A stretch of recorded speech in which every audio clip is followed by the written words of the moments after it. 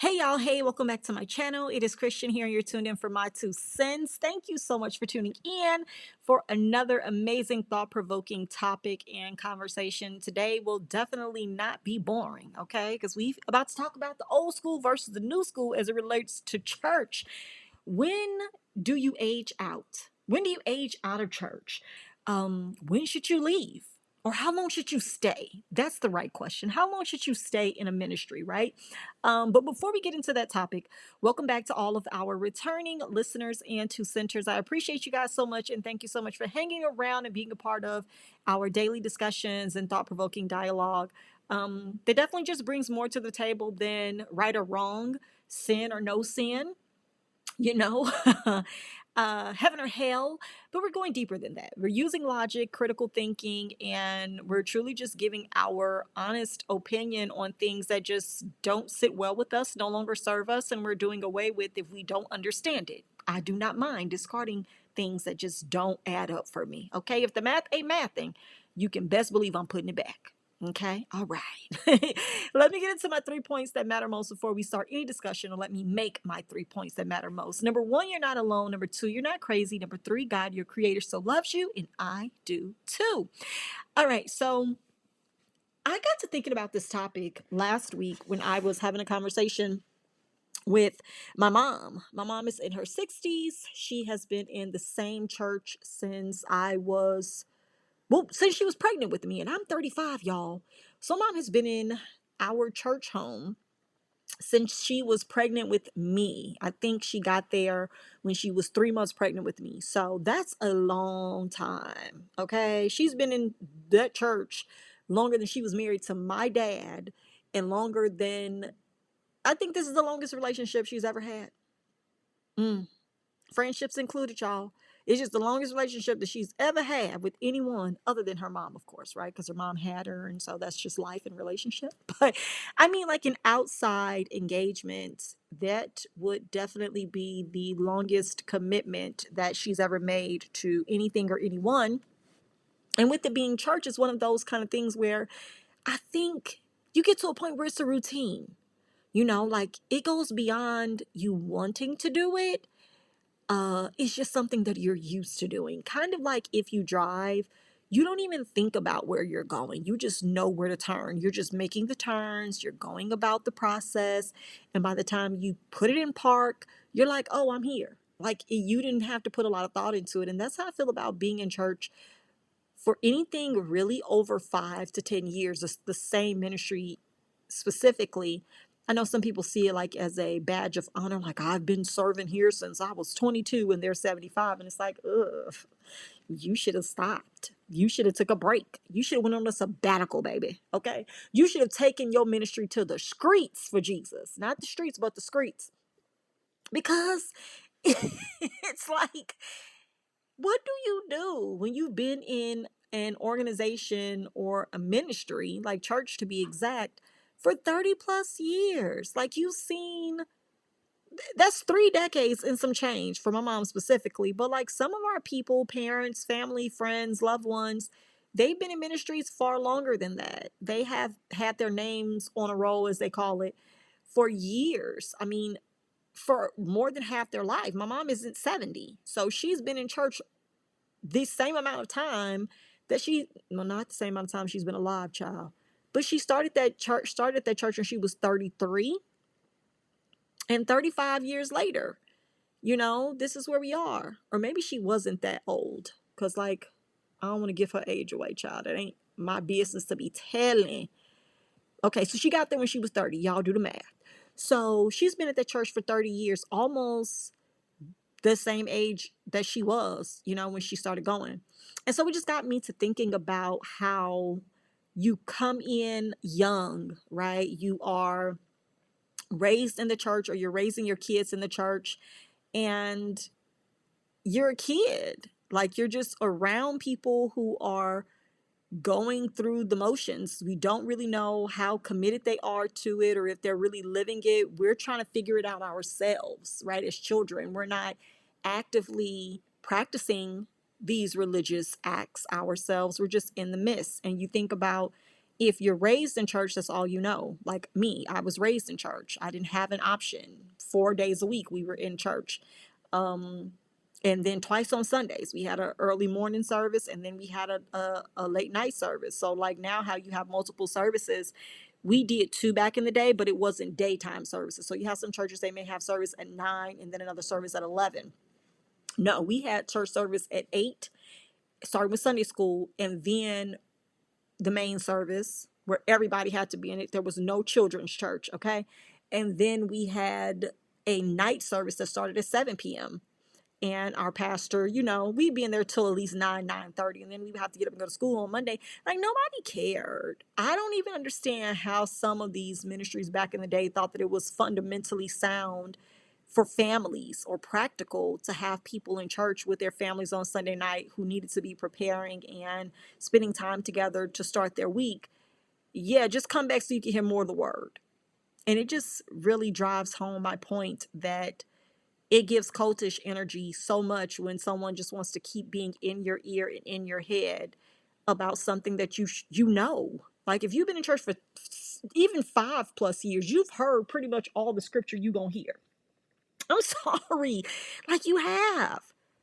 I can quote so many different scriptures, not with the book of the Bible, the chapter and verse, but I can quote the scriptures verbatim because I've heard them so many times. I may not know where they're found in the Bible, but I've just heard these sayings. I've heard the different contextual, ways they've been delivered, and everybody gets a different revelation about the same scripture, and it blows my mind how that's possible. But it's just like it was ingrained. I was indoctrinated from childhood. I didn't get to choose. I was just there. And so when you think about aging out of church, it's like, well, what do you do when you're 0 to 12? And that's your 12-year stint right there. Like you don't even have an option. Like I didn't get to start at 32. I was 0 and I was born into it. And then by the time, I decided to stop church, I was about 24-ish. Um, and it's like I'm already at 24 years in ministry. That sounds bananas to me, y'all. I've never worked a job for 24 years. I've never been to school for 24 years, but I've been in church for 24 years. And so it just makes you wonder if you go from childhood being raised in church or raising a child in church, and then you get to being a young adult, you get involved, you start serving, you're participating in ministries at your church. The church, being a part of your life, and you feel like you have a sense of belonging and loyalty to the ministry, and you're growing with the ministry. That's literally just who you are, and it fits into your life based off of where you are in life. And you start making friends based off of where you are in life, in the church that you go to, and the relationships that you have. And it just like either you're connected to people based off of what your experiences are, or you all just become friends because you don't have anyone else that you spend time with. When you're at work, you're not really making friends, so you don't have like any real life on life experience outside of ministry.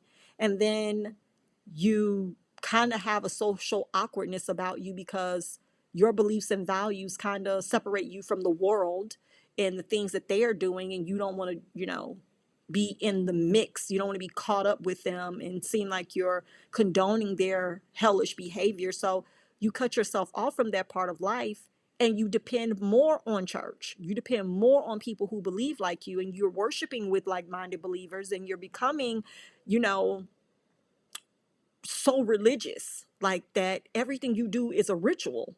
It's more of a ritual and less about relationship.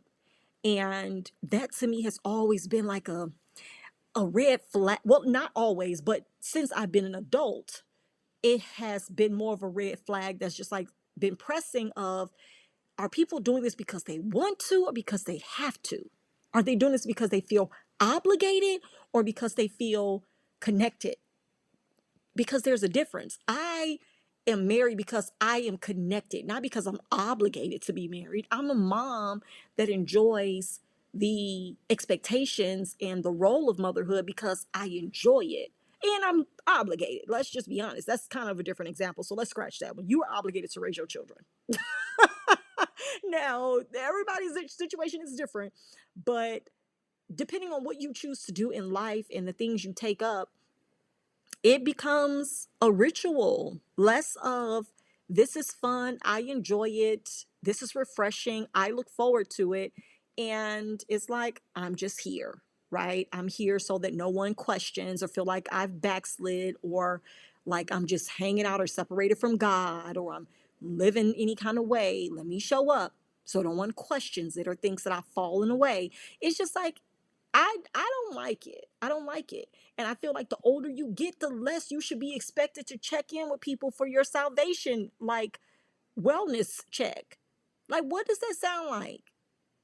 You ain't seen Sister Roy in 2 Sundays. Anybody called and checked on her? Look next to you. Do you see the person that normally sit next to you? It's like, what? And I've heard this stuff. I don't know who Sister Roy is. That was definitely an example. But I've heard it. Look next to you. Look to your right. Look to your left. You see somebody missing? Have you called them? Have you checked on them? And when you're sitting in there, you think that that stuff is normal. You think that it's okay that your pastor or leader is telling you to check on another adult because they preface it and they make it seem as if though it's out of love and out of you, caring and following up when honestly it's really giving the ops. It's giving ops energy. Like, why you got somebody looking for me? If I did not reach out to you, the pastor, just know that I'm fine. And if I'm not, and if I need y'all, I will reach out and touch somebody's hand. Make this world a better place if you can. Mind the business that is in the room. Okay? Mind the business that ties to you.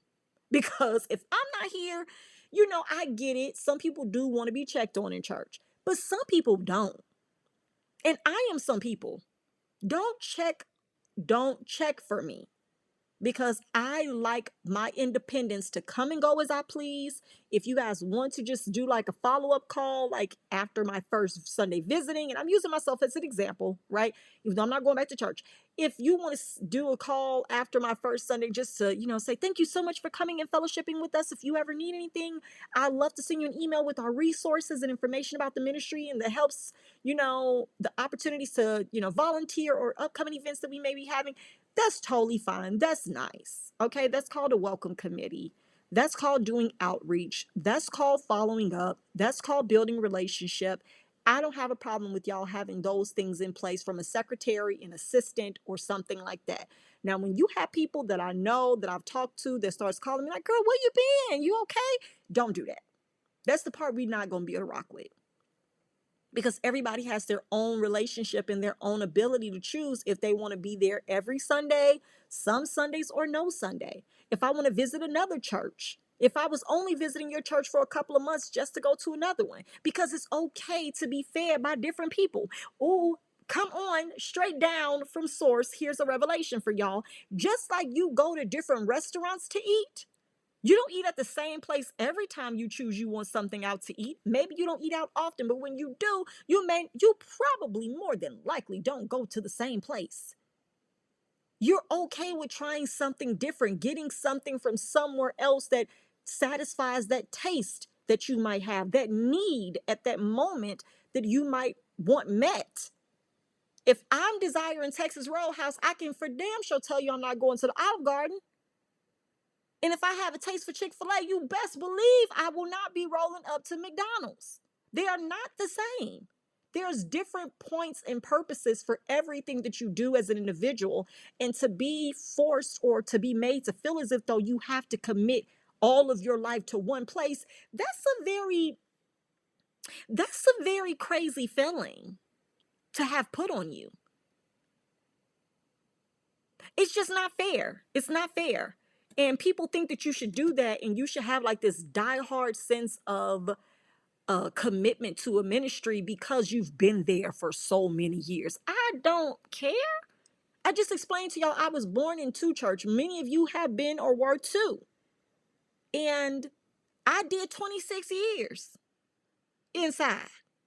Y'all like, why she talking about like she was locked up? Honey, Akon, locked up, wouldn't let me out. I had no choice. From 0 to 18, I had no choice. I had to go to church.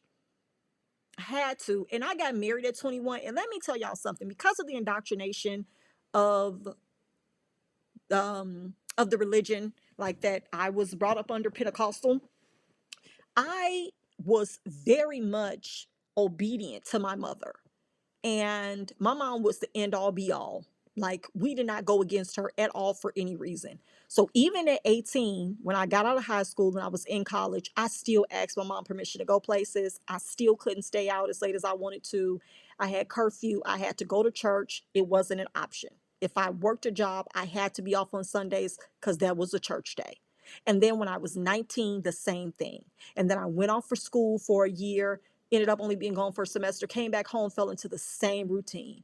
Got married at 21, and then I just kept on going with the routine because that's what I was taught. So from 0 to 18, I was in church because I didn't have an option. So that's 18 years that I've done in church. I've heard it all. I've seen it all. I've experienced it. I've heard people crying because their feelings are hurt, or because God is not coming through or showing up or blessing them with this, and times are hard. They're always in the prayer line, getting spirits cast out, demons, rebuked out of them, all this stuff. I grew up around that. So by the time I'm old enough to make a choice, and my eyes are open to more of the toxic behavior, the traumatic experiences, the complete hypocrisy that continues to be exhibited in my face blatantly from pastors and other church goers, I just opted out. Like an email, unsubscribe. Take me off your mailing list.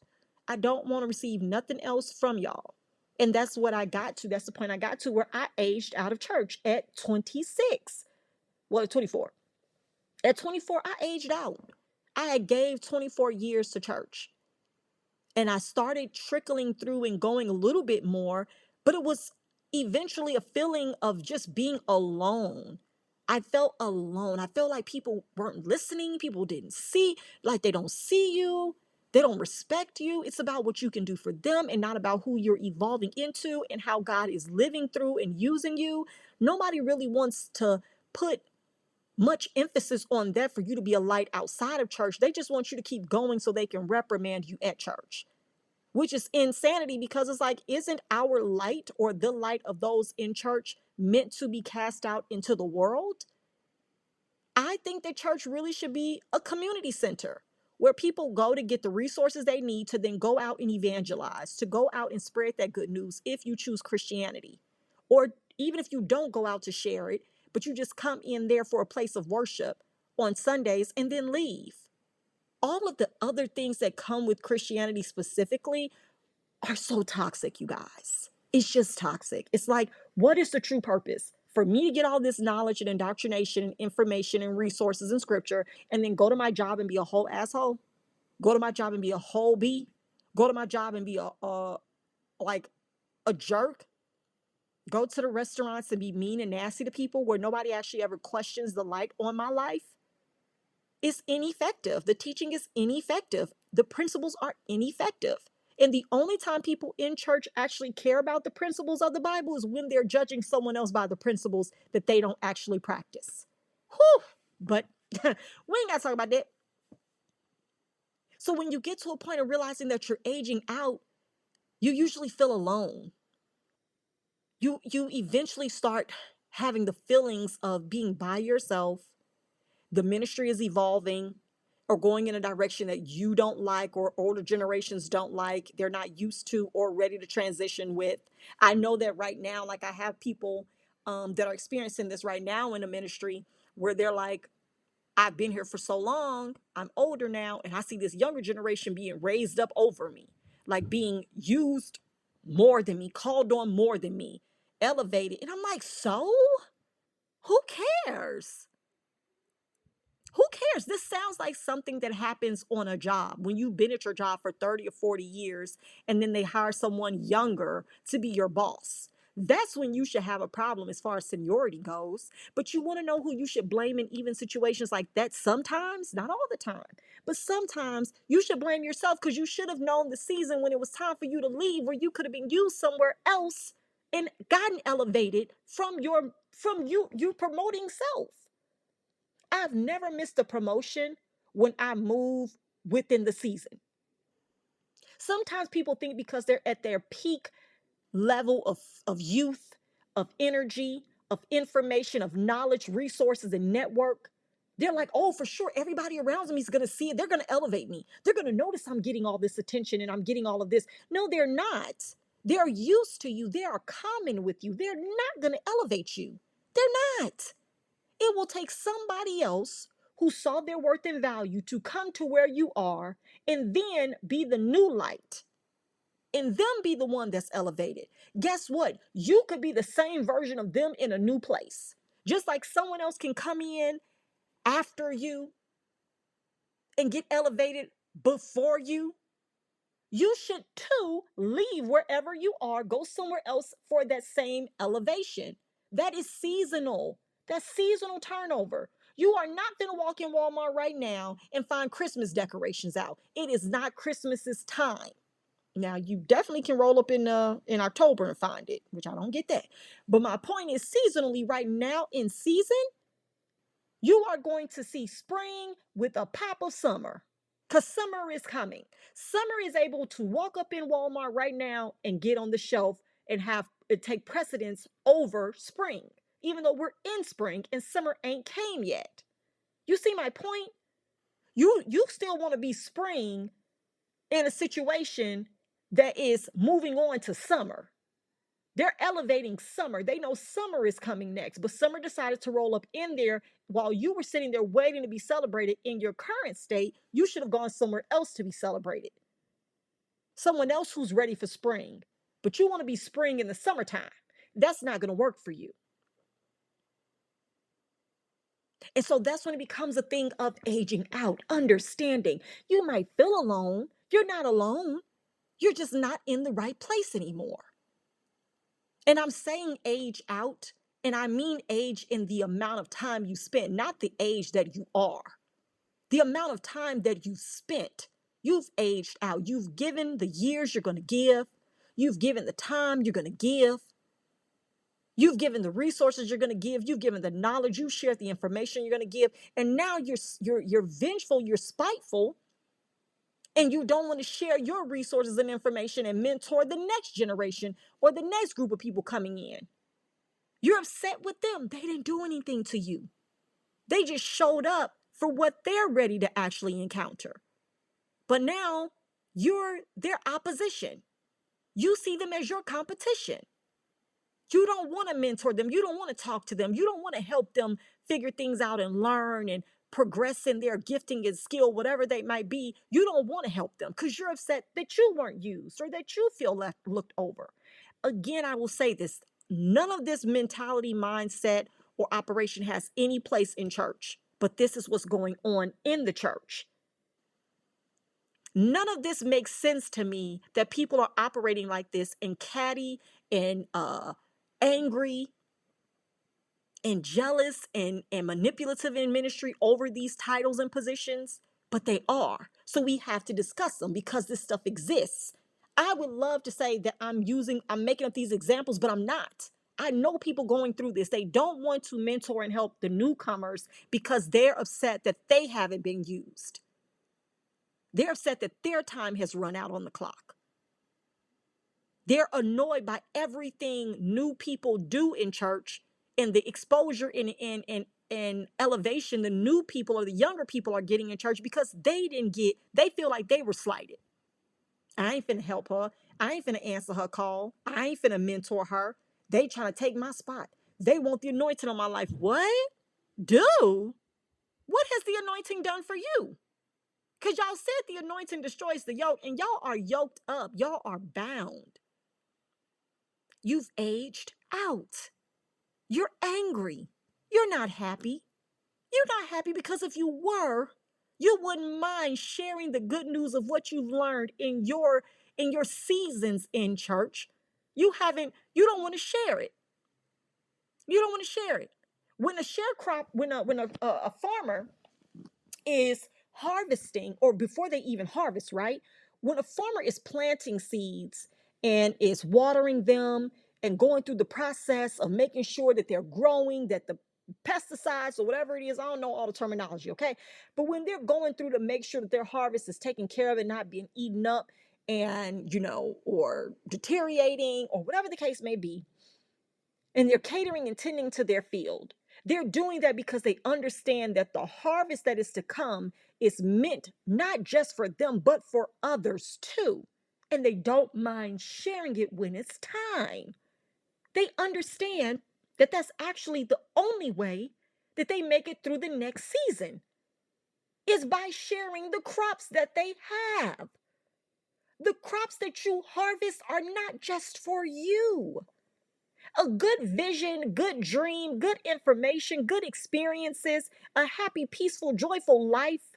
It's not just for you, it's actually for other people too. I can only encourage, motivate, mentor, coach other business owners because I myself have done the work. If I wasn't getting good results, I would not be a viable source to actually pour into anyone else. But I've done the work, I've tended to my field. I continue to water my seeds. I continue to plant new seeds in good soil, in good ground.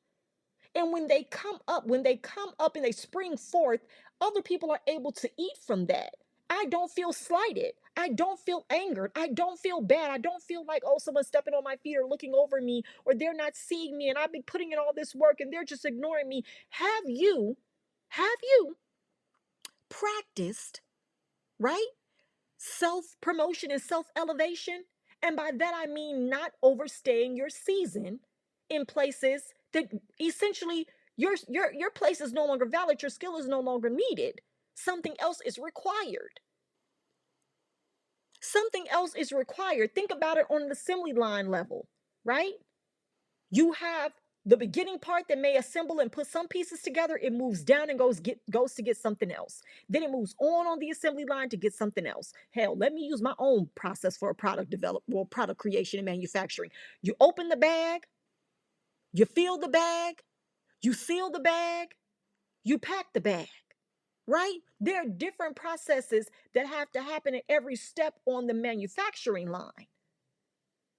You trying to stay at point A, but you're supposed to be a finished, complete product and work so that you can go out and actually be opened and used by someone else that needs you. People in church who have aged out don't want to go. They don't want to grow up. They want to sit there. They want to judge other people. They want to look at you crazy. They want to make it seem as if, though, what you're doing is just out of the blue. It's weird. No one accepts it. You're out of the will of God. You shouldn't be doing that. That ain't how Pastor used to do it. That ain't how he used to do it. I don't know what's wrong with these people. What's wrong with you? If you know so much and you feel so strongly and you're so easily offended, why do you want to stay? Why do you want to stay? Why would you not leave in your prime when you were doing just fine and you had enough, right, to share with everyone else in line? Why would I stand somewhere for more of something when I have more than enough? My hands can't hold anything else. I need to go and disperse what I have. I'll always be able to get more because I'm connected to the source. That's how I feel about people to a certain extent when it comes to religions and Christianity. It's like people become greedy, they're hoarders, and then they become resentful of other people. You are the one that decided that you want to be full of all of this knowledge and all these spiritual, colloquialisms and all this other stuff. You want to be able to act like a Bible scholar. I'm not upset at you for that. I'd rather go plant my seeds and water them in relationships, in different career paths, in different networks with my family and my friends while I'm vacationing. I'd rather actually see the work of God in my life on so many different levels and not just sitting in church fighting devils. I don't want to do that every Sunday. I don't want to do that every Wednesday. I don't want to get on prayer calls at 4 a.m. in the morning to do that with you. I don't. Aged out. I've aged out of the program. Some of you have aged out of the program, out of church, and you're still staying there. And it's because it's a comfort zone. That's all. That's all. It's a comfort zone. It's a ritual. It's a routine. And even if you were to stay and sit in your special section at church or on your row, you would be doing that because you don't have anything else to do. Because, as I stated earlier, you started out young, you were a young adult, and you cut off the part of you that could have had a relationship with other people who weren't in church. Now you look up and you don't have any friends. Your friends who were in church probably have left or died. And y'all don't have nothing to show for all of this salvation. You have no one to share it with. You've isolated yourself from family and friends. Nobody wants to be around you because you're a Christ. I'm not gonna say it. I ain't gonna even call y'all out your name. But you've done yourself a disservice because you stayed in season when you were actually out of season. You didn't decide to switch it up and promote yourself to another level where you could be used, or it could be to an advantage for you. You stayed there thinking that nothing would ever change, and it did. A lot changed. A lot moved on. A lot moved on, and it did so without you. So this is just something to consider and to think about. What are the next steps? How long should someone stay in a ministry? How long should someone stay in church? Should it be all their lives, or should it be long enough to get the information, the stability, the connection and relationship that they need to go out and actually be a light beyond that? You have so much life to live, and it should not be spent again all day fighting devils, rebuking and casting down the enemy, and all these other things. At that point, you have no real substance, nothing that anyone else would want to be around or actually attracted to, which further repels and is a point of I don't get why anybody would like be out here cheering for it, because it just doesn't add up. But everybody doesn't come to the point that I come to in life, or most other people have come to. But I know that I did my bid for 24 years, and I've decided that I'm good. I'm good on this. I don't need it. I don't need church attendance. I desire a relationship with my creator, how it serves me, not according to how it serves anyone else. And I feel good about that. And I think that other people should feel good too. It's not saying that you don't need God if that's your route of belief and relationship. But what I'm saying is, what does it benefit you to have gained all of this knowledge and to be sitting somewhere that you're completely disengaged, disturbed and disgusted, extremely judgmental, angered, offended all the time, bothered, and throwing shade at people like majority of the time, because you have no one else to actually exert that energy towards. You don't even have outside people to exert it towards. You talk about your own community of people from church, and I don't see how you're building the kingdom that way when you guys are in competition, or you're in resistance to what is supposed to be encouraging and uplifting others. It definitely be given double-minded in all their ways. But who are me, okay, to judge? All I can give is my 2 cents on it, and I do believe there's a such thing as aging out of church. And I would love to know what you think about it too. So drop down below in the comment section and let me know if this resonates, if you feel as if though you aged out of church, or you know people who have but they're still holding on. I would love to know. And I think that these would be some good points of conversation to have, to just like get their wheels turning, like not directly telling a person they've aged out, but asking them, like, do you even enjoy going anymore? Like, are you even making friends or building lifelong relationships and connections? Do you feel like you're a good source of light even in the world when you're not at church or when you are at work? Do people ever say they're drawn to you? If you go to church so much, are you connecting and drawing other people to church? Like, I would be interested in knowing. Like, I'll say this and then I'm going to go. My mom is a prime example. My mother literally converted. She deserves an award, right? She literally converted, I think, 10 of her friends to Christianity. Like, they were women that just worked with her coworkers. She converted over 10 of her friends, of her female women coworkers over the years, not all from the same job either. But she converted almost all of her friend girls to Christianity, and they started attending the same church as her. Can I tell you right now that only 2 of them still remain in the church that she's at? The other ones came and left. They had life experiences and situations to happen. They had things in the church to happen where the pastor didn't handle it right. They removed themselves, right? They had things where that would transpire in their personal lives where they just disconnected from religion and Christianity, or that ministry specifically. And my point is, out of all of that, with all of that being said and done, and seeing where their lives went and how they moved on and went on to other things, maybe greater, maybe not, whatever, they moved on. They didn't stay there just because, hey, I was converted to Christianity, I gave my life to Christ, and I'm forever indebted to this ministry. I'm loyal and I can't go anywhere else. No. Thank you for the invitation. I appreciated the couple of years I was here, maybe 5, maybe 10, maybe 12, but I'm done.